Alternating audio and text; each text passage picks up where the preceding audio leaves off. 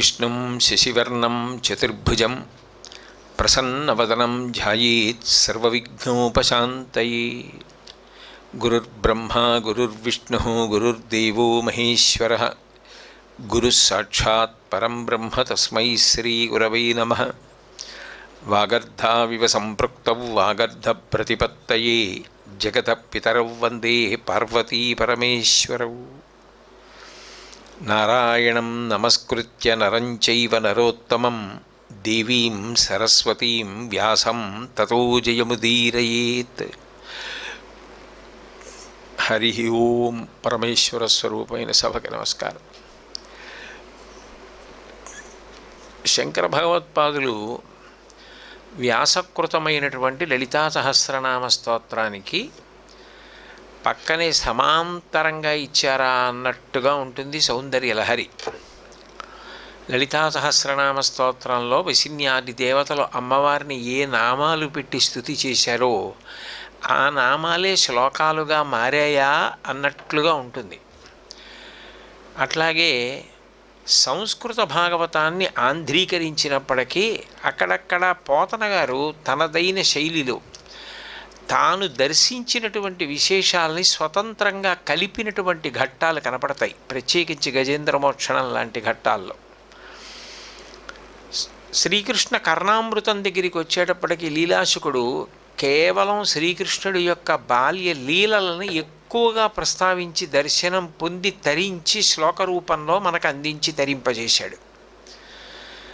నారాయణ తీర్థుల వారి దగ్గరికి వచ్చేటప్పటికీ భాగవత గ్రంథంలో కృష్ణావతార ఘట్టం ఎలా ఉందో, కృష్ణావతారంలో ఆయన చేసిన లీలలు ఎట్లా ఉంటాయో, చిట్ట చివరికి రుక్మిణీ కళ్యాణ ఘట్టంతో ప్రధానంగా భాగవతం ఒక పరిపూర్ణ స్థితిని ఎట్లా పొందుతుందో అట్లాగే తీసుకొచ్చారు. కృష్ణ లీలలు కృష్ణుడి యొక్క కర్మలు కావు.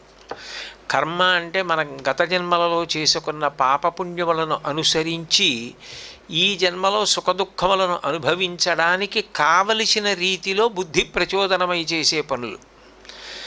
గతంలో నేను పుణ్యం ఎక్కువ చేసి ఉంటే ఇప్పుడు సుఖం పొందడానికి ఏ పని చేయడం వల్ల అది సాధ్యమవుతుందో అటువంటి పని నాకు చెయ్యాలన్న స్పృహ కలుగుతుంది. ఆ పని చేస్తాను, తద్వారా సుఖాన్ని పొందుతాను. అందుకని బుద్ధి కర్మానుసారిణి అంటారు. కానీ లీల అంటే ఆయన ఏదో గత జన్మలలో చేసిన పాపపుణ్యములను అనుసరించి చేసిన పనులు కావు. అవి ఒకటి అవతార ప్రయోజనంగా ధర్మ సంస్థాపన కొరకు రాక్షస సంహారం. రెండవ పార్శ్వం ఎలా ఉంటుంది అంటే రాక్షస సంహారం అన్నది భయానకంగాను భీభత్సంగాను రౌద్రరసంతో కూడుకుని ఉంటుంది. అట్లా కాకుండా ఒక పక్క రాక్షస సంహారం జరుగుతూనే అవి చదువుతున్నప్పుడు మన మనసుని పట్టుకోవడానికి చాలా అవకాశం కలుగుతుంది. లోకంలో ఒక్కొక్క వస్తువుకి ఒక్కొక్క లక్షణం ఉంటుంది. అగ్ని అన్నాను అనుకోండి, వేడిగా ఉంటుంది. అది మీరు తెలిసి పట్టుకున్నా తెలియక పట్టుకున్నా కాల్చడం దాని లక్షణం. నేను చల్లతనం అన్నాను అనుకోండి, మీరు తెలిసి ముట్టుకున్నా తెలియక ముట్టుకున్నా చల్లగా ఉండడం దాని లక్షణం. అట్లాగే భగవత్ సంబంధమైన విషయాన్ని తెలిసి కానీ తెలియక కానీ పట్టుకున్న కారణం చేత ఆ భగవత్ స్పర్శ వలన ఏమవుతుంది అంటే పాపములు దహించుకుపోతాయి. అట్లా చాలా తేలికగా మనసుని పట్టుకుని మనని తరింప చెయ్యడానికి రాబోయే యుగాన్ని దృష్టిలో పెట్టుకుని ఈశ్వరుడు ఒక్కొక్కసారి అటువంటి ప్రయత్నం చేస్తాడు. అది ఆయన ఇచ్ఛతో, ఆయన లోకాన్ని అనుగ్రహించడానికి. పైకి కేవలం జరిగిన విషయాన్ని పరిశీలించినంత మాత్రం చేత పాపము తొలగాలి, పుణ్యము కలగాలి, చిత్తశుద్ధి కలగాలి.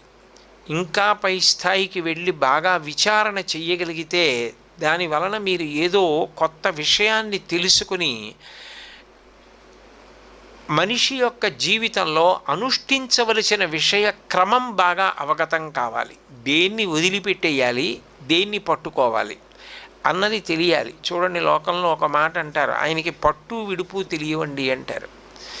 లోకంలో ఎవరైనా పరిణితి చెందాడు, ఆయన రాణించాడు, ఆయన తెలుసుకోవలసిన విషయాన్ని తెలుసుకున్నాడు, ఒక స్థితిని పొందాడు అనడానికి గుర్తు ఏమిటంటే ఏది పట్టుకోవాలో అది పట్టుకోవాలి, ఏది వదిలిపెట్టేయాలో అది వదిలిపెట్టేయాలి.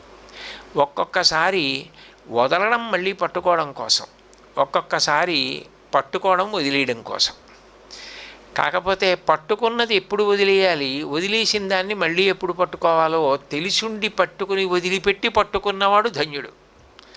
నేను చెప్పులు వేసుకున్నాను అనుకోండి, ఇటువంటి పవిత్ర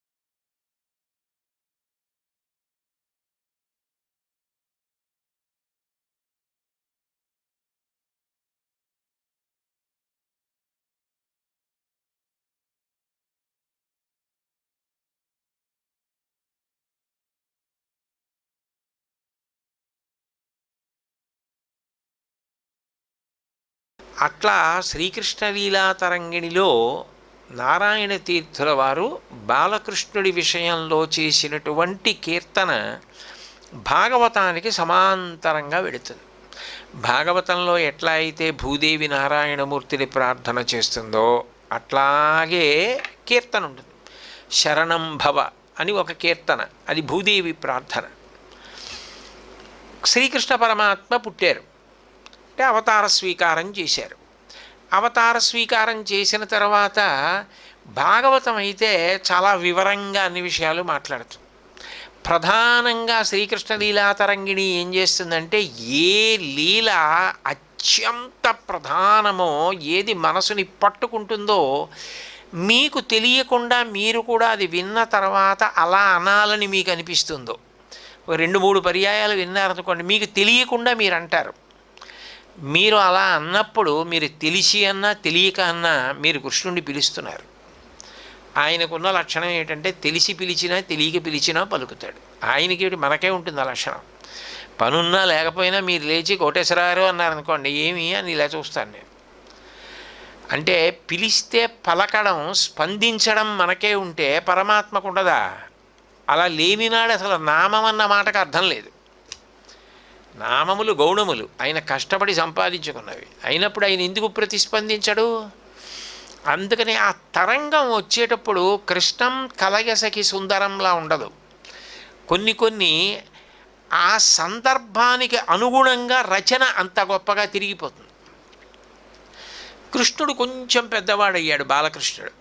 ఇప్పుడు ఆయన బుడి నడకలు నడుస్తున్నాడు. ఒక్కొక్కసారి మోకాళ్ళ మీద గబగబగబగబా పాకుతాడు, ఒక్కొక్కసారి లేచి నిలబడతాడు, ఒక్కొక్కసారి చిన్న పరుగు పరిగెడతాడు. అంటే ఆయనకి నడవడం వచ్చింది, ఆయనకి పరిగెత్తడం వచ్చింది. ఇప్పుడు ఏమైందంటే ఆయన ఇంట్లోనే ఉండడు, ఆయన బయటికి వచ్చేస్తాడు. బయటికి వచ్చేసి నందవ్రజం ఎంత? చాలా చిన్న ఊరు. ఆ నందవ్రజంలో ఆ వీధుల్లో తిరుగుతూ ఉంటాడు. తిరుగుతుంటే ఆ చిన్ని కృష్ణుడి అందం ఎంత గొప్పది అంటే ఆయన ఆకర్షణ అంత గొప్పది. ఆ ఆకర్షణకి ఎవరి పనులు వాళ్ళు చేసుకోలేరు. ఆ చిన్ని కృష్ణుడు ఇంట్లోంచి బయటికి రాగానే మొట్టమొదటి మాట ఏమొస్తుందంటే ఎవరి నోటైనా రా దా అంటారు. అంటే ఆయన అందం అలా ఉంటుంది, దా అనకుండా ఉండలేరు. భావన మనసులో అలా ఉండి దా అన్నారనుకోండి, ఆయన మీరు పేరు పెట్టి పిలిచారా అన్నదానికన్నా మీ మనసులో ఆ భావనతో అలాంటి బాలకృష్ణుడి చూసి దా అన్నదానికి వస్తాడు. తరంగం అలాగే పడింది. అంటే అంత సహజంగా ఆయన అట్లాగే భావన చేసి అటువంటి స్థితిలో అటువంటి దర్శనంతో చేసినటువంటి తరంగం. అందుకే ఏహి ముదం దేహి శ్రీకృష్ణ కృష్ణ, పరమప్రీతితో పిలుస్తున్నారనుకోండి, ఒక్కసారి పిలవరు. ఏమై రామారావు ఇల్లారా అంటే సాధారణంగా పిలిచినట్టు, రామా ఇల్లారా అంటే చాలా ప్రీతితో పిలిచినట్టు. 1కి 2 మాటలు ఆ పేరు పలకడంలో ప్రీతి, సంతోషం. అందుకని శ్రీకృష్ణ కృష్ణ, ఓ కృష్ణ కృష్ణ, ఏహి రా. ఎందుకు? ఏం చేయమంటా వచ్చి అంటే ఏహి దా, ఎవరిని? చివర శ్రీకృష్ణ కృష్ణ. ఏహి ముదం దేహి, నువ్వు రా, నువ్వు వస్తే ఎంత సంతోషంగా ఉంటుందో.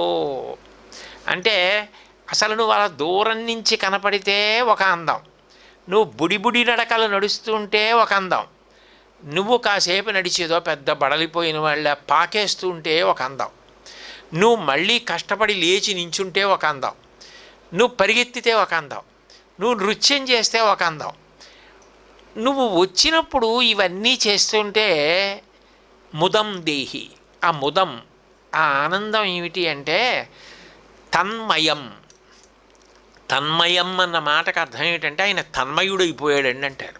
తన్మయుడైపోయాడు అంటే తనని తాను మరిచిపోయి దాని యందు ఐక్యమైపోయాడు. నేను ఎక్కడో నించున్నాను, నా జేబులో ఉన్నటువంటి ధనాన్ని ఎవరో దొంగిలించగలిగాడు. ఎందుకు దొంగిలించగలిగాడు అంటే ఆ సమయంలో అక్కడ ఏదో ఒక హఠాత్ పరిణామం ఒకటి జరిగింది. ఎవరో చాలా గొప్ప వ్యక్తి, సర్వసాధారణంగా ఆయన్ని అలా బయట అంత దగ్గరగా చూడడం సాధ్యం కానటువంటి వ్యక్తి అకస్మాత్తుగా తన వాహనం దిగి ఎందుకో అందరితో పాటు ఆయన బయటకు వచ్చి నించున్నాడు. చాలా ఆశ్చర్యం కదా, చాలా అసాధారణం కదా. అప్పుడు నేను చాలా దగ్గరగా ఉన్నాను. మిగిలిన వాళ్ళందరూ ఈ బాబోయ్ ఆయన ఆయన ఆయన అని పరిగెత్తుకొస్తున్నారు. ఇప్పుడు నేను ఆయన వంక అయ్యబాబోయ్ ఆయన నా పక్కన నించున్నారని నేను ఎంతో సంతోషంగా ఆయన వంక చూస్తున్నాను. ఆయన నన్ను చూసి ఇలా అన్నారు, నేనేదో ఆయన్ని చూసి నమస్కారం పెట్టాను. అప్పుడు నాకు బాహ్య ప్రపంచంతో సంబంధం తెగిపోయి ఆయనతో తన్మయుడినైపోతాను, ఆయన ఎందు లీనమైపోతాను. ఆ లీనమైపోవడం అయిపోయినప్పుడు నా మీద నాకు అధికారం లేదు, నా గురించి నాకు స్పృహ లేదు. కాబట్టి నా జేబులో ధనం తీసేయడం తేలిక. మరి అప్పుడు నువ్వు ఏం చేస్తున్నావురా అంటే తన్మయంలో ఉన్నానండి అంటాడు. కృష్ణుడు ఏం చేస్తాడు అంటే తన్మయత్వాన్ని ఇస్తాడు. అంతకన్నా ఇంకేం కావాలి? పూజ దేనికి, ఎందుకు ఆ ఉపచారాలు? ఒక్క దాంట్లోనైనా నువ్వు మనసుతో చూసి తన్మయుడు అవుతావేమోనని. కీర్తన పాడడం ఎందుకు? అసలు ఆ కీర్తన భావం తెలిసి పాడుతూ నువ్వు తన్మయుడు అవుతావేమోనని. వినడం ఎందుకు? ఆ కీర్తన వింటూ నువ్వు తన్మయుడు అవుతావేమోనని. జపం చేయడం ఎందుకు? ఏ మంత్రాన్ని జపం చేస్తున్నావో ఆ మంత్రాధిష్టాన దేవత ఎందు తన్మయుడు అవుతావేమోనని. సాధన అన్న 3 అక్షరాలకు అర్థం ఏమిటి? నువ్వు తన్మయుడు అవ్వడం. నిన్ను నువ్వు మరిచిపోయి కలిసిపోవాలి, ఒకటైపోవాలి. దాని కొరకు చేసే ప్రయత్నం. అది చాలా తేలికగా అయిపోవాలంటే బాలకృష్ణుడిని పిలిస్తే చాలు.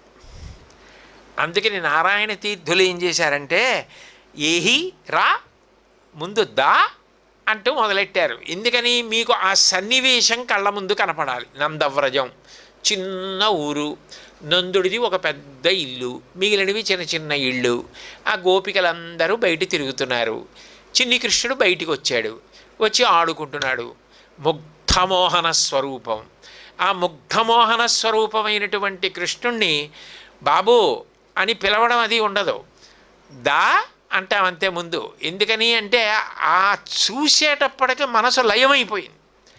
దా ఏహి ముదం దేహి, చూశావుగా సంతోషపడ్డావుగా? కాదు, నిన్ను చూస్తే సంతోషం కాదు, నువ్వు అడుగేయాలి.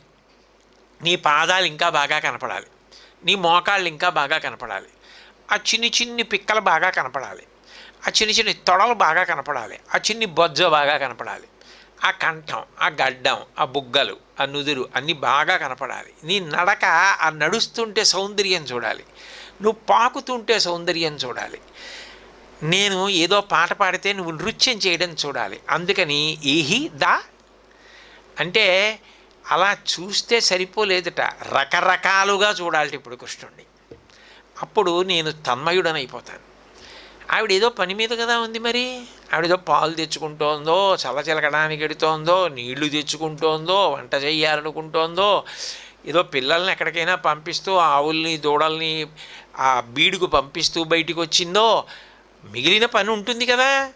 అంటే పని, ఈ పిల్లాన్ని కాసేపు చూస్తే చాలు. వెంటనే ఈ భావన తేగలిగిన వాడెవరో ఆయన కృష్ణుడు. ఎందుకంటే అది ఆకర్షణ, అంత గొప్ప ఆకర్షణ. నువ్వు ఒకసారి ఆ చూడడం నేర్చుకుంటే చాలు, ఆయన లాగేస్తాడు. కాబట్టి ఏహి ముదం దేహి శ్రీకృష్ణ కృష్ణ, ఇది కృష్ణం కలయ సఖీ సుందరం అన్నట్టు పాడరు. ఆ రా కృష్ణ కృష్ణ 2 మాటలు పిలుస్తూ ఆ కీర్తన అంతా కూడా, తరంగం అంతా కూడా 2 మాటలు చివర కృష్ణ కృష్ణ కృష్ణ కృష్ణ మాత్రం తిరుగుతూనే ఉంటుంది. కాబట్టి ఏహి ముదం దేహి శ్రీ కృష్ణ కృష్ణ మాం పాహి గోపాల బాలకృష్ణ కృష్ణ, మాం పాహి నన్ను రక్షించు. అది మీరు పిల్లవాడన్న భావనతో పిలుస్తున్నా దైవీ స్పర్శ ఉంది కాబట్టి, ఆయన సాక్షాత్ పరబ్రహ్మము కాబట్టి అప్రయత్నంగా నోటి వెంట మమ్మల్ని రక్షించన్నమాట పడిపోతోంది. లేకపోతే ఒక గోపిక చిన్న పిల్లాన్ని రక్షించు రక్షించు అని అడగడం అసందర్భం. రక్షించు రక్షించు అంటూ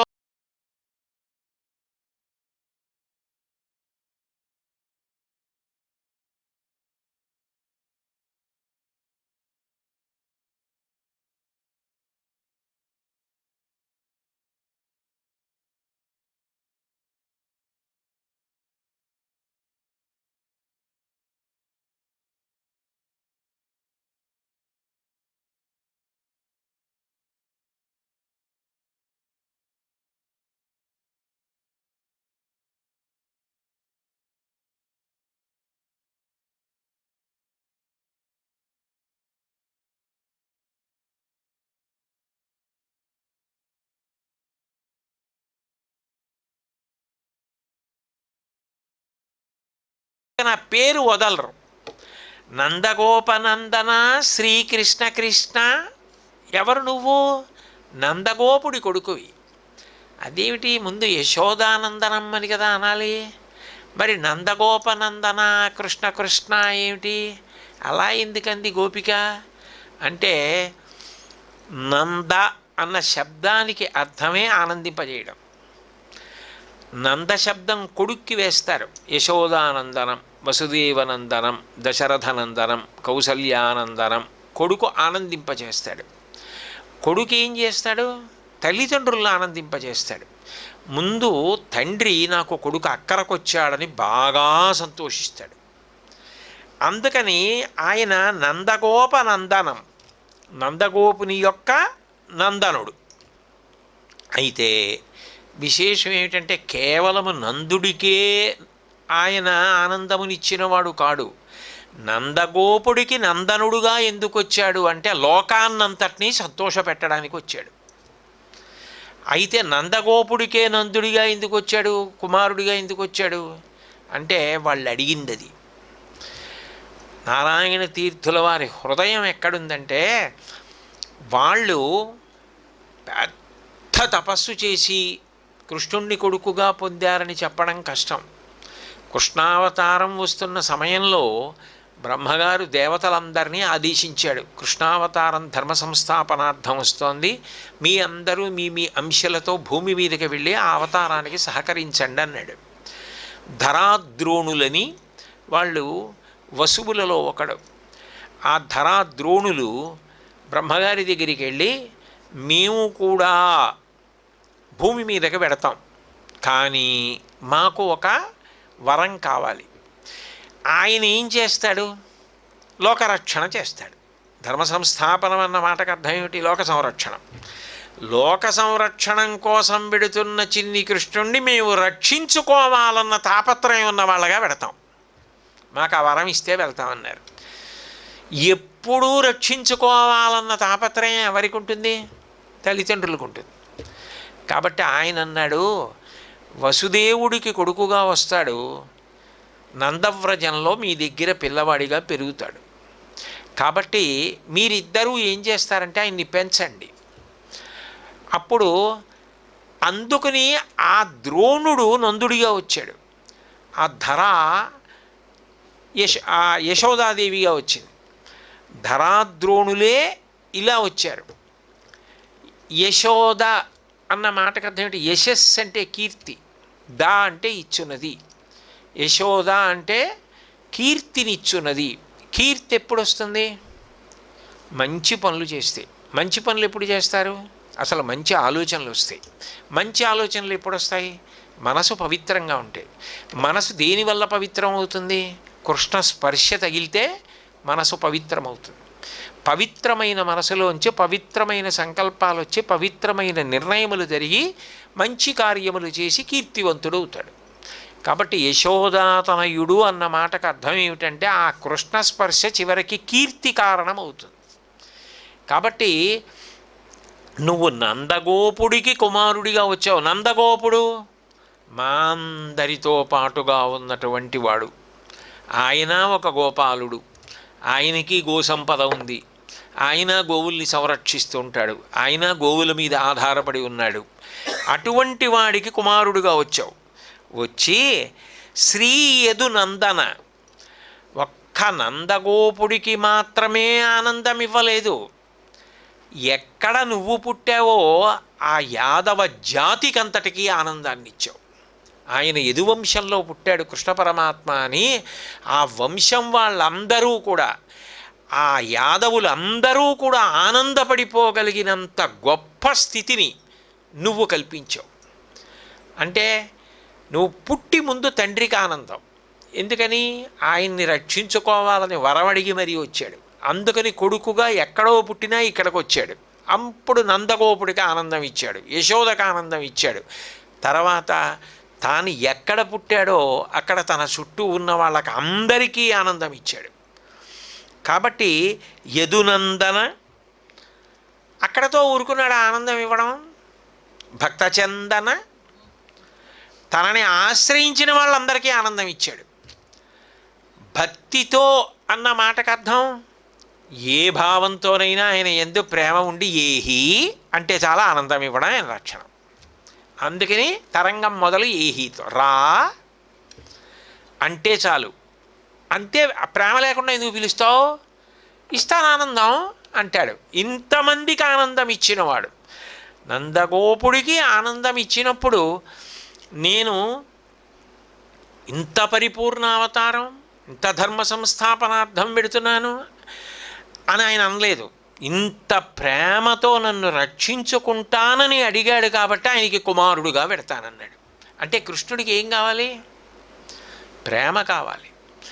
కృష్ణుడు నీ దగ్గరికి రావడానికి అర్హత ఆయన మీద నీకు ప్రేమ ఉండడమే. ప్రేమ యొక్క రూపాంతరమనకే భక్తిని పేరు. కాబట్టి ఆ ప్రేమ నీకుండి ఏహి అంటే చాలా ఆయన వచ్చాడు. ఆ మాట అన్నవాడు నందుడు వచ్చాడు, యాదవులు వచ్చాడు, భక్తులు వచ్చాడు.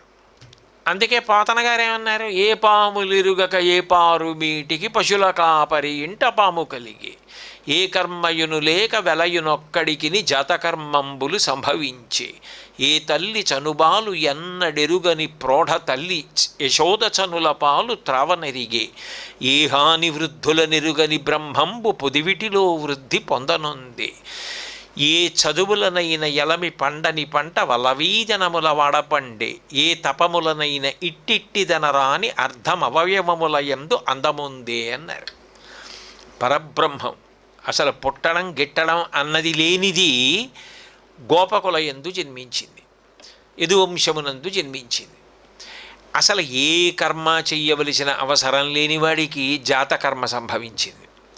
అసలు పుట్టడం, తల్లి తండ్రి అన్నది తెలియనివాడు, లోకాలకి తల్లి తండ్రి అయినవాడు త్వమేవ మాతా చ పితా త్వమేవ త్వమేవ బంధుస్య సఖా త్వమేవ త్వమేవ విద్యా ద్రవిణం త్వమేవ త్వమేవ సర్వం మమ దేవదేవ అనిపించుకున్నవాడు యశోద చన్నుల పాలు తాగాడు. పెరగడం తరగడం తెలియనివాడు శిశువై వచ్చి యశోద ఒడిలో పెరిగాడు. అసలు ఏ చదువు చదువుకున్నా ఆయన్ని తెలుసుకోవడం మాత్రం సాధ్యం కాదు. ఈ చదువు చేత పరబ్రహ్మం తెలుస్తుందనడానికి అట్లాంటి చదువు లోకంలో లేదు. అట్లాంటి వాడు తెలుసుకోవడానికి వీలుగా నందవ్రజంలోకి వచ్చాడు.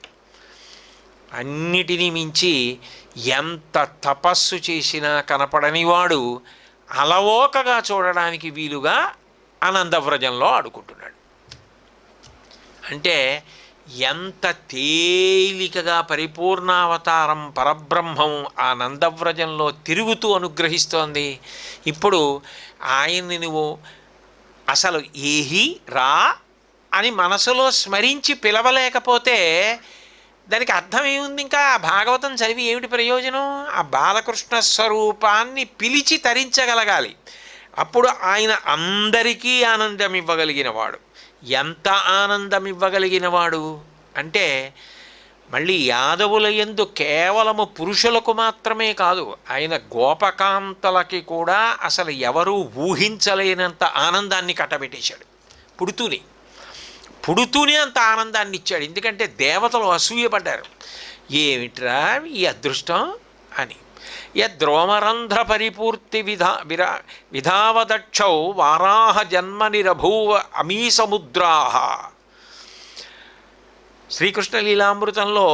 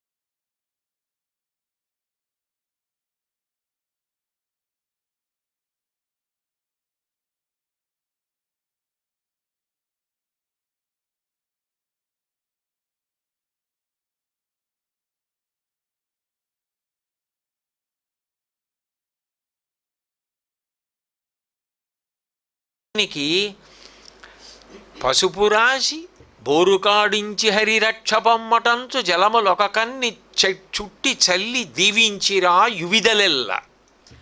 ఆ గోపకాంతలు ఎంత బాగున్నాడో పిల్లాడు, నేను స్నానం చేయిస్తానని చెప్పి ఆ పిల్లవాడిని ఒళ్ళో కూర్చోబెట్టుకొని కాళ్ళ మీద పడుకోబెట్టుకొని బల్ల మీద కూర్చోబెట్టి బొబ్బబోసి వాడికి చుట్టూ నీళ్లు తిప్పి నీకు శ్రీరామరక్ష 1000 ఏళ్ళ ఆయుష్ 1000 ఆశీర్వచనాలు చేశారు. ఎవరికి అవన్నీ ఇవ్వగలిగిన వాడికి? ఎవరు? అమాయకులైనటువంటి గోపకాంతలు. అంటే ఆయన బాలునికి నూనె తలయంటి పసుపు రాసి, ఏ తల ఆ తల, సమస్త ప్రపంచం ఆ తలకి వంగి నమస్కరిస్తుంది. ఆ తల మీద నూనె పెట్టి ఇలా ఇలా ఇలా ఇలా అని ఆశీర్వచనం చేయడం అంటే మాటలండి. బాలునికి నూనె తలయంటి పసుపు రాసి, ఆయన ఒళ్ళంతా పసుపు రాసి బోరుకాడించి హరిరక్ష పొమ్మటంచు, ఆయనకి తలస్నానం చేయించి నీళ్లు చుట్టూ తిప్పి జలములొక కొన్ని చుట్టి రాచల్లి దీవించి పాడిరయి విదలెల్ల. వాళ్ళందరూ అంత ఆనందాన్ని పొందారు. యాదవులో ఏ మామూలు ఆనందం పొందారా? చతుర్ముఖ బ్రహ్మగారు వచ్చి శ్రీకృష్ణ పరమాత్మ కాళ్ళకి మొక్కి అడిగిన వరం ఏమిటో తెలుసా? ఏలా బ్రహ్మపదంబు వేదములకున్ వీక్షింపగా రాని నిన్నీ లోకంబున ఈ వనాంతరమునంది మందలో కృష్ణయం చాలాపాది సమస్త భావములు నీయందే నిక్షేపించు ఈ వ్రేలందొక్కని పాదరేణువులు పై వేష్టించినంచాలదే అన్నాడు. ఎవరికి కావాలయా దిక్కుమాలిన బ్రహ్మ పదవి? వీళ్ళందరూ ఏం చేస్తున్నారు నీ చుట్టూ? ఈ పిల్లలు మా కృష్ణుడని చెప్పి పరిగెత్తుకొస్తున్నారు, ముట్టుకుంటున్నారు, కొడుతున్నారు, ఆడుకుంటున్నారు. అక్కడతో పోయిందా? జలగజాంత స్థిత కర్ణికం తిరిగిరా సంఘంబులయ్యున్న రేకుల చందంబున కృష్ణుని తిరిగిరా కూర్చుండి వీక్షించుచున్ శిలలున్ పల్లవముల్ లతల్ పత్రంబులు పువ్వులు ఆకుల్ కంచంబులుగా భుజించి రచటన్ గోపార్భకుల్ భూవరా. కృష్ణుడు మధ్యలో నించుంటే అది ఎలా చెలరేగి కొసరి తెచ్చిన ఊరగాయలు వేళ్ల సందులను తానెనయ నునిచి, ఇంటి నుంచి తెచ్చుకున్న ఊరగాయ ముక్కలు ఎడంచేతి వేళ్ల మధ్యలో ఇరికించుకుని ఆ పెరుగు ముద్ద ఎడంచేతిలో పెట్టుకుని, ఎవరైనా తింటే కుడి చేతితో తింటారు, ఎడంచేతిలో పెరుగు ముద్ద పెట్టుకొని ఊరగాయలు వేళ్ల సందుల్లో పెట్టుకుని సంగడీల నడుమ చక్కగా కూర్చుండి నర్మభాషణముల నగవు నెరిపి యాగభోక్త కృష్ణుడు అమరులు వెరగొంద శైశవంబు మెరసి చల్ది కుడిచే. అది చద్దన్నం. పైగా దాన్ని ఇలా ఊరగాయ తీసి ఇలా రాసుకొని వాళ్ళతో కబుర్లు చెప్తూ వాళ్ళ దగ్గర కూడా పచ్చడి అవి తీసుకుంటూ తింటుంటే ఆ విష్ణు సహస్రంలో అంటారు, యజ్ఞభృత్యజ్ఞకృత్యజ్ఞీ యజ్ఞభుక్యజ్ఞసాధన యజ్ఞాంతకృత్యజ్ఞగుహ్యమన్నమన్నాదయేవచ.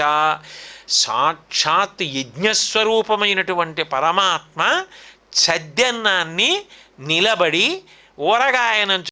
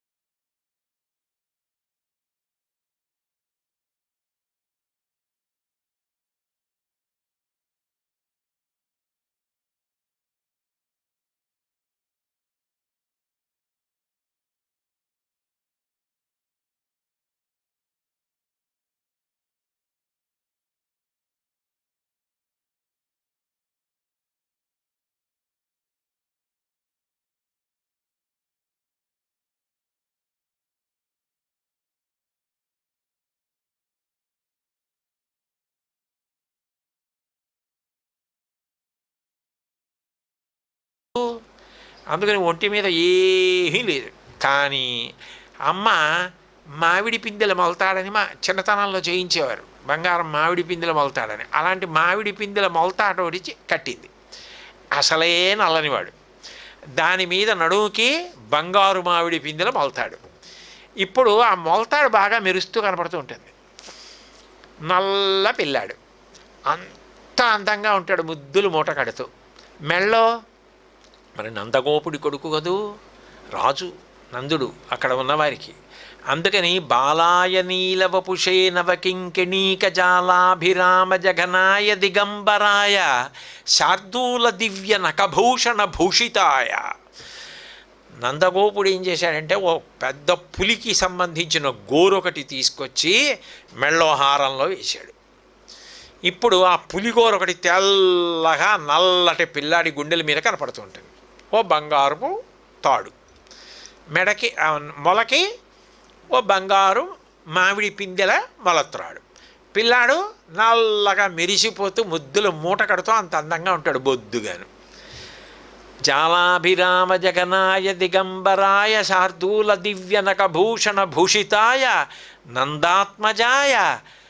ఆ పైన చేతిలో ఎప్పుడు తెల్లటి వెన్నముద్దోటి పట్టుకుని అది ఇలా నాకుతూ మూతంతా తెల్లగా చేసుకుని చూడగానే మన మనసుని వశం చేసుకుంటాడు.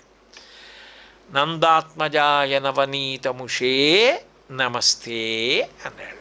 నీకు నమస్కారం అయ్యా, నా మనసు వశపడిపోయింది నీకు అన్నాడు. అలా కనపడ్డ పిల్లాడు అలా నిలబడి కనపడ్డాడు అనుకోండి, ఏహిదా అంటోంది గోపిక. ఆ రావడం ఎలా రావాలి నువ్వు? కలభగతిందర్శయ, గొన్నేనుగు నడిచినట్టు నడిచిరా. నువ్వు నడిస్తే అలా ఉంటుంది, గొన్నేనుగు నడిచి వస్తున్నట్టు ఉంటుంది. కాసేపు నడుస్తావు, కాసేపు నాట్యం ఆడతావు, కాసేపు గబగబా నడుస్తావు, కాసేపు పరిగెడతావు, కాసేపు నించుండిపోతావు, కాసేపు అటు ఇటు చూస్తావు. అసలు ఇవన్నీ చూడడానికి ఇంకా ఇతర విషయం ఏమీ స్ఫురణలో ఉండదు. తన్మయత్వాన్ని ఇచ్చేస్తావు ఆ కదలికల్లో. కాబట్టి కలభగతిని దర్శయ శ్రీకృష్ణ కృష్ణ కృష్ణ కృష్ణ దా దా గొన్నేనుగులా రా అని తెలుగులోకి అనువాదమేమో బహుశా. కాబట్టి తవకర్ణవు చలయ శ్రీ కృష్ణ కృష్ణ, ఇది ఎలా సాధ్యం?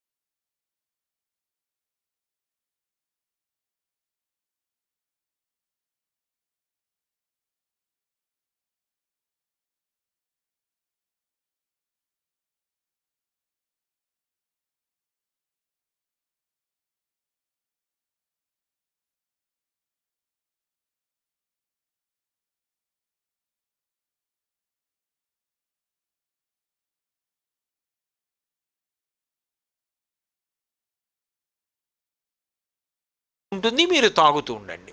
ఆ భక్తి అలా ఊరుతూ ఉండాలి. నవ్య నవనీతం తేనె, అటువంటి ఆ తేనె ఊరుతోంది కాబట్టి నువ్వు పరిగెత్తుకొచ్చి ఆ వెన్న తిను. నిజానికి కృష్ణుడు వెన్న తినడం ఒక్కటే కాదు, వెన్న పంచి పెడతాడు. ఆయన తింటాడు, అందరికీ పెడతాడు. ఆయన ఒక్కడు తిన్నాడు అంటే దేవతలకు అందరికీ అందుతుంది. వెంకటేశ్వర కళ్యాణంలో ఆయన పద్మావతి దేవిని కళ్యాణం చేసుకోవడానికి వెడుతున్నప్పుడు శుకబ్రహ్మ ఆశ్రమానికి వెడితే వెనకాతల దేవతలందరూ వచ్చారు. ఇంతమందికి భోజనం ఎలా? ఆయన పిడికెడు తీసి నోట్లో వేసుకుని త్రేయించాడు. బాబోయ్ సుఖబ్రహ్మ అన్నం పెడతాననకాయ బాబోయ్, ఏమిటో కడుపు అంతా నిండుగా ఉండి త్రేణుపులు వస్తున్నాయని వెళ్ళిపోయారు అందరూ. పరబ్రహ్మము సంతోషిస్తే సృష్టి అంతా సంతోషిస్తుంది. కాబట్టి ధావధావ మాధవ శ్రీకృష్ణ కృష్ణ నవ్య నవనీత మాహర శ్రీకృష్ణ కృష్ణ. మీరు వెన్న తిని కృష్ణ అన్నారనుకోండి, మీకు కృష్ణుడు ఒక్కడు పరిగెత్తుకెళ్ళి వెన్న తినడం ఒకటే దర్శనం అవ్వదు. దానికి అనుషంగికంగా ఆయనకు ఒక దండు ఉంటుంది, ఆయనకు బోలెత మంది స్నేహితులు ఉంటారు, వీళ్ళందరితో కలిసి ఎడతాడు. ఆ వెన్నలోది ఆయనకి అలా పెట్టేస్తే తినేయడం కన్నా దొంగతనంగా తినేయడం చాలా ఇష్టం. దొంగతనంగా తినేయడం అన్న మాటకు అర్థం ఏంటంటే నిజానికి మనకి తెలియకుండా తినడం. మనకి తెలియకుండా జరిగిందే దొంగతనం, మనకి తెలిసింది దొరతనం. మనకి తెలియకుండా తినేసాడు అనుకోండి, దొంగతనం చేశాడంటారు. నవనీత చౌర్యం అంటే మనలో ఏర్పడిన భక్తిని మనకే తెలియకుండా ఆయన ఆహరించడం. అప్పుడు ఆయన ఒకడే కాదు, సమస్త దేవతలకి పెడతాడు. అందుకే గోపాల బాలురందరితో కలిపి తింటాడు. అసలు ఆ నవనీత చౌర్య లీల అంత గొప్పది. బాలురకు పాలులేవని బాలింతలు మొరలు పెట్టపకపకన గియా బాలుండాలము చేయుచు ఆలకు గ్రేపులను విడిచనంబోజాక్షి వారిల్లు చొచ్చి కడవల తోరంబుగ నీయి త్రావితుదనా కడవల్ వీరింట నీసుతుండిడ వారికి వీరికిని పెద్ద వాదయ్య సతీ ఆడంజని మీగడ పెరుగోడక నీసుతుడు త్రావి ఒక ఇంచుకత కోడలి మూతింజరిమిన కోడలు ముచ్చనుచు అత్త కొట్టెల తాంగి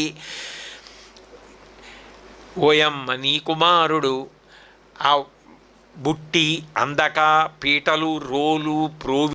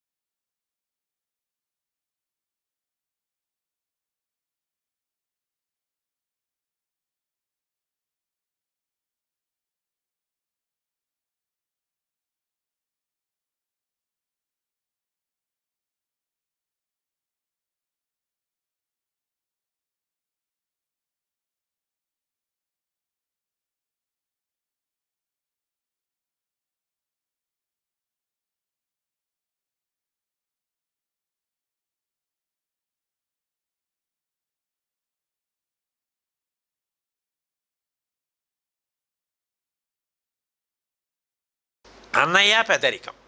మళ్ళీ అన్నయ్య పెద్దరికానికి ఏం తక్కువ రానివ్వడు. ఎంతో ప్రేమగా, ఎంతో గౌరవంగా, ఎంతో సంతోషంగా, ఎంతో ఆనందంగా ఉంచుతాడు అన్నయ్యని. కాబట్టి బలభద్రుణ్ణి వదిలిపెట్టాడు. రాముడిగా లక్ష్మణుడిని వదలడు, కృష్ణుడిగా బలభద్రుడిని వదలడు. ఇక్కడ అన్న మీద ప్రీతి, అక్కడ తమ్ముడి మీద ప్రీతి. అందుకని నిన్ను ఒక్కడిని రమ్మంటే రావు, మా అన్నయ్య ఏడి అంటావు. ఎందుకని ఆ అన్నదమ్ములు చూడండి, లోకంలో చిన్నపిల్లలుగా ఉన్నప్పుడు అందులో తమ్ముడిని రమ్మన్నారు అనుకోండి, వాడి ధైర్యానికి మా అన్నయ్యని రమ్మనండి అంటాడు. వాళ్ళ అన్నయ్య కూడా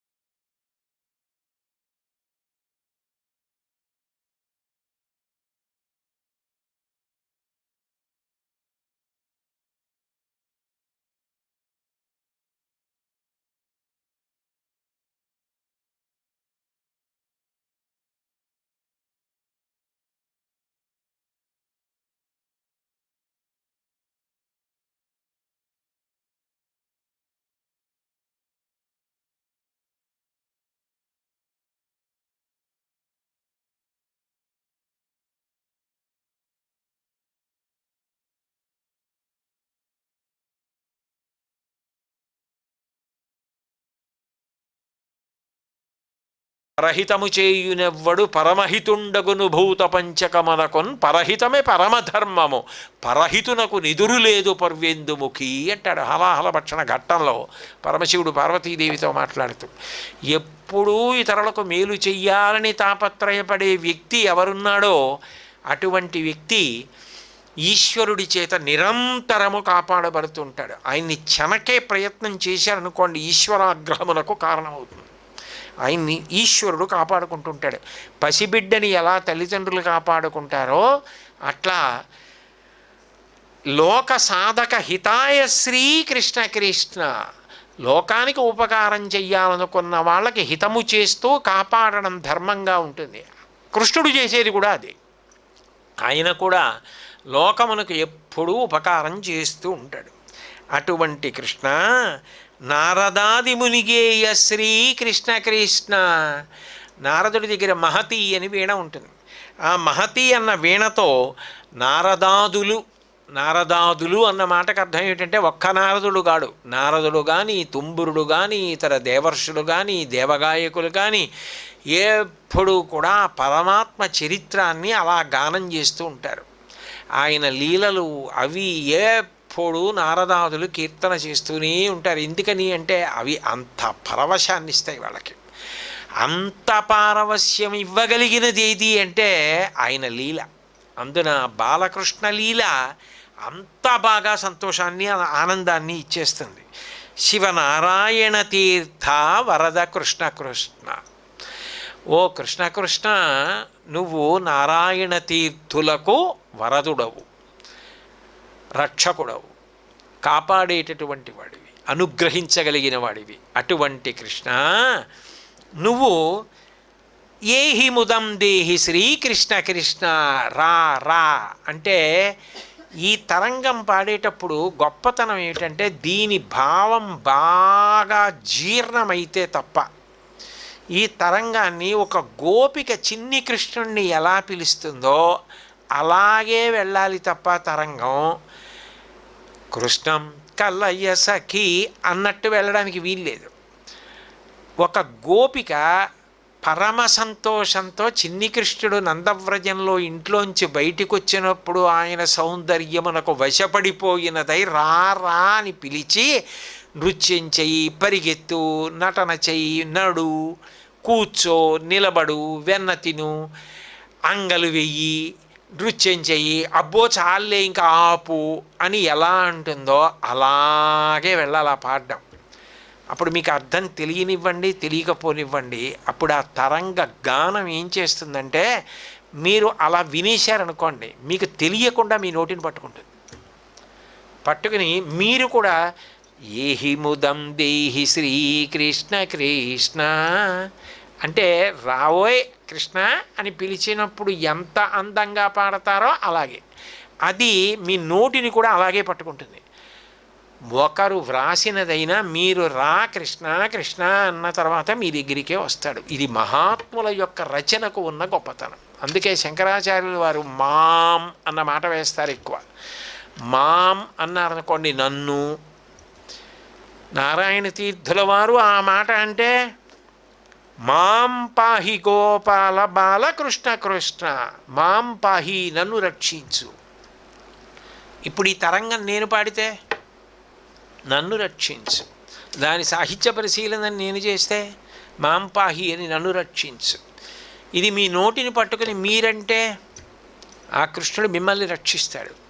అంటే తనను ఒక్కరిని రక్షించమని కాదు, కానీ ఆయన అలా పలుకుతాడు, అలా నృత్యం చేస్తాడు, అలా రక్షిస్తాడు. నన్ను అలా రక్షించబట్టే నాకు అలా కనపడింది, ఇలా పాడగలిగాను. ఇది నా గొప్ప కాదు, ఇది ఆయన గొప్ప. నారాయణ తీర్థులు శాశ్వతంగా సారస్వతంగా ఉండిపోవాలని సంగీత ప్రపంచంలో ఆయన ఆనాడు పాడిన ఆ తరంగానికి కృష్ణుడు ఎలా నృత్యం చేశాడో ఇప్పటికీ నువ్వు సంతోషంతో అలా పాడగలిగితే కృష్ణుడు నీ ఇంట నృత్యం చేస్తాడు, నీ మనసులో నృత్యం చేస్తాడు. ఆయన పాదస్పర్శ తగులుతుంది, తరిస్తావు అని తరింపచేయడానికి అంత గొప్ప తరంగాన్ని లోకానికి అంతటికీ కూడా అమృత భాండం ఇచ్చినట్టు ఇచ్చారు. ఇది మన సంగీత వైభవం. కేవలం మనోరంజకత్వం కాదు, అర్థం లేని పదాల పొహళింపు కాదు. ప్రతి పదం వెనక, ప్రతి అక్షరం వెనక వ్యాసప్రోక్తమైనటువంటి పౌరాణిక వాంగ్మయం ప్రాతిపదిక అయి ఉంటుంది. ఆ తత్వము ప్రాతిపదిక అయి ఉంటుంది. ఉద్ధరణ ప్రాతిపదిక అయి ఉంటుంది. జీవన వికసనము ప్రాతిపదిక అయి ఉంటుంది. అది మీరు పాడుకున్న, అది మీరు చదువుకున్న, అది మీరు నోటికి పట్టుకున్న, మీరు 10 మాటలన్నా దాని చరమ ప్రయోజనం అది. అంటే ఆ భావము అంత బాగా పట్టుకుంటే తప్ప దాన్ని అంత బాగా ఆ తరంగాన్ని అనడం కుదిరే విషయం కాదు. భావం పట్టుకుంటే దాన్ని అంత బాగా అనగలరు. అందుకే బాలమురళీకృష్ణ గారి లాంటి ప్రాతస్మరణీయులు అంత బాగా దాన్ని పాడారు అంటే వాళ్ళు ఆ భావాన్ని అంత జీర్ణం చేసుకొని వేరొక నారాయణ తీర్థులయ్యారు. అయ్యి అంత బాగా పాడారు. ఆ పాట వింటే చాలు, ఆ తరంగం మీరు వింటే చాలు, మీకు తెలియకుండా మీ నోటిని పట్టుకుని రక్షణ కల్పిస్తుంది. నిజంగా ఇటువంటి తరంగాల ద్వారా మనని ఉద్ధరించడానికి ఇంత గొప్ప గొప్ప తరంగాలు ఎన్ని చేశారు మహానుభావుడు. ఆ నారాయణ తీర్థులకి మనం ఏమి ఇవ్వగలం? ఆయన పేరెత్తితే మనకి తీర్థస్నానం. నారాయణ తీర్థుల పేరెత్తడమే మనకి తీర్థస్నానం. ఇట్లా కృష్ణుణ్ణి పిలవడమే తీర్థస్నానం. ఇంత మనకి అనుగ్రహం చేసిన నారాయణ తీర్థుల వారికి నమస్కరిస్తూ ఇవాల్టి ప్రవచనాన్ని పూర్తి చేస్తున్నాను. మంగళాశాసనపరై మదాచార్య పురోగమై సర్వైశ్చ పూర్వైరాచార్యై సత్కృతాయాస్తు మంగళం. మంగళం కౌసలేంద్రాయ మహనీయ గుణాత్మనే చక్రవర్తి తనూజాయ సర్వభౌమాయ మంగళం. ఉమాకాంతాయ కాంతాయ కామితార్థప్రదాయినే శ్రీగిరీశాయ దేవాయ మలినాథాయ మంగళం. సర్వం శ్రీ ఉమామహేశ్వర పరబ్రహ్మార్పణమస్తు. స్వస్తి.